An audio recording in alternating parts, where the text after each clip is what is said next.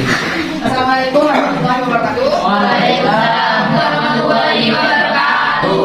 Saya sebagai materi pertama akan menjelaskan tentang perubahan sifat kami, yaitu perubahan sifat kami terjadi karena perubahan dalam struktur organisasi, teknologi, dan penugasan pekerjaan ataupun kontrak kerja yang membuat karyawan lebih sering berganti pekerjaan secara sukarela atau dipaksakan. Perubahan sifat kami ini tersebut mengharuskan karyawan untuk terus-menerus mengadopsi peran baru sehingga karyawan mampu beradaptasi dengan karir mereka yang baru. Dan kedua, penugasan luar negeri, di mana penugasan luar negeri ini kandidatnya harus memiliki pengetahuan dan keterampilan teknis untuk melakukan pekerjaan, beserta kecerdasan dan keterampilan komunikasi, dan membangun hubungan skill with people untuk menjadi karyawan yang berhasil. Dan yang ketiga, penugasan ekspatriat. Penugasan ekspatriat ini adalah sebuah proses untuk mengirim para manajer ke negara lain, di mana terdapat anak perusahaan atau cabang, untuk kemudian mereka ditugaskan mengelola atau memimpin kantor cabang tersebut.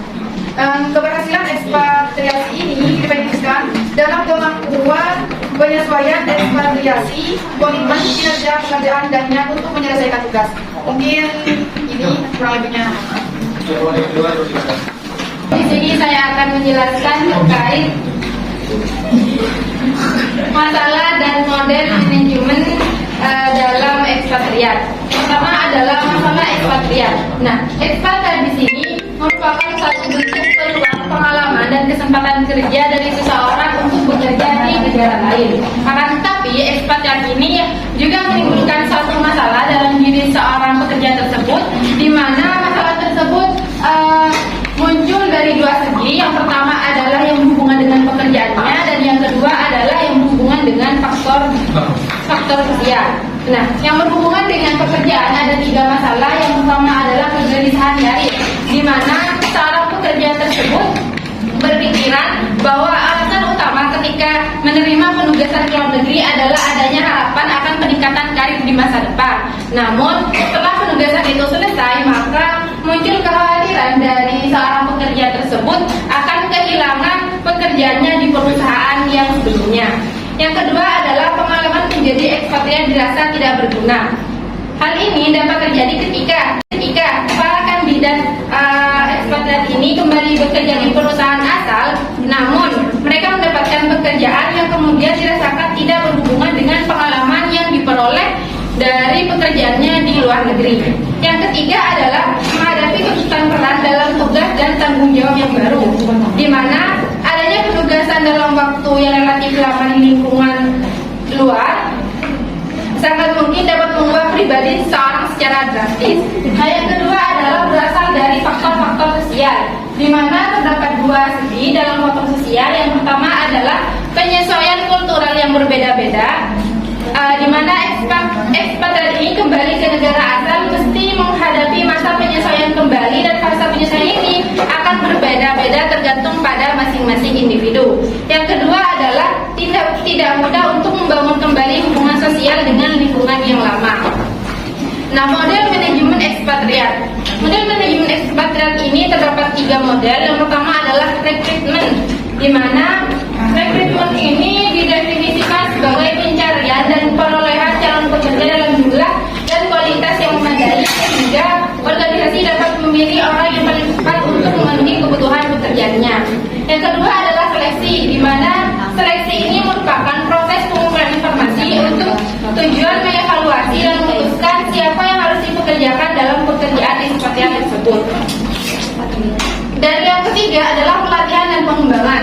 Nah, pelatihan dan pengembangan ini menjadi satu langkah awal untuk memastikan keberhasilan karyawan yang akan ditugaskan ke luar negeri. Mungkin hanya ini dari saya. Assalamualaikum warahmatullahi wabarakatuh.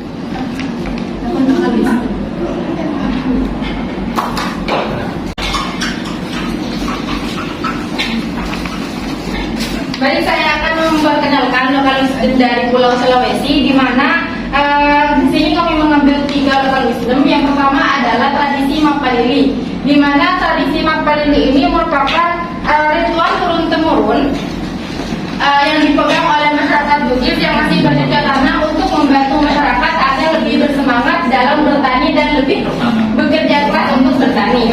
Nah, Mapalili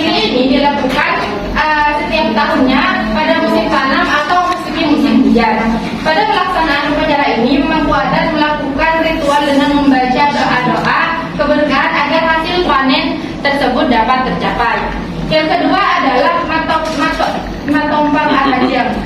Nah, tradisi matompang arajang di sini merupakan ritual proses pembersihan benda-benda kerajaan. Proses pembersihan benda-benda kerajaan tersebut dilaksanakan yang melibatkan para pemimpin, tokoh, dan para bisu sebagai pelaksana. Acara matompang arajang ini bertujuan untuk merawat seluruh benda-benda peninggalan kerajaan Boneh di masa lalu. Mungkin itu saja tradisi yang ada di Sulawesi.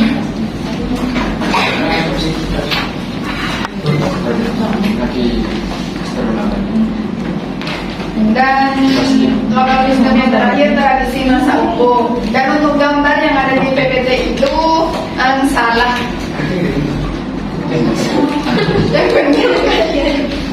Yang benar. Tradisi masa umbo ini yang kearifan lokal dalam bentuk pelarangan menangkap ikan. Masa umbo ini bertujuan untuk mengontrol populasi ikan agar tetap stabil. Masa umbo ini menjadi suatu kearifan nelayan untuk memberi kesempatan ikan-ikan berkembang biak, sehingga mereka dituntut untuk menjaga ekosistem danau tersebut sebagai sebuah finishing group. Dan mungkin itu lokal wisdom dari tradisi masa umbo. Teman-teman yang bertanya, silakan menggunakan bukan nama. Assalamualaikum warahmatullahi wabarakatuh. Perubahan sifat karir. Perubahan sifat karir di sini kan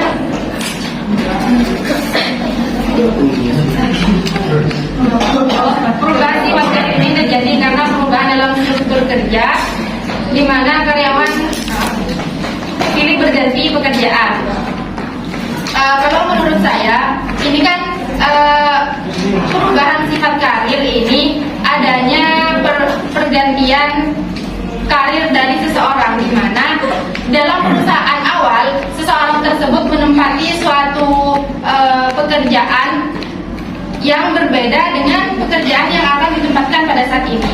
Karena yang dibahas kami pada saat ini adalah karir di masa global.